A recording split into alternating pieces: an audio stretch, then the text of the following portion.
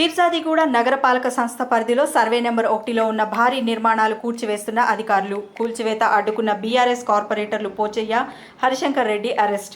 మాజీ ఎమ్మెల్యే మలిపెద్ది సుధీర్ రెడ్డిపై మండిపడ్డ పీర్జాదిగూడ మేయర్ జక్కా వెంకటరెడ్డి. పీర్జాదిగూడను కాంగ్రెస్ పార్టీ మేయర్ పదవి కోసం సీలింగ్ భూముల పేరు చెప్పి ప్రజలను ఇబ్బంది పెడుతున్నారని ఆగ్రహం.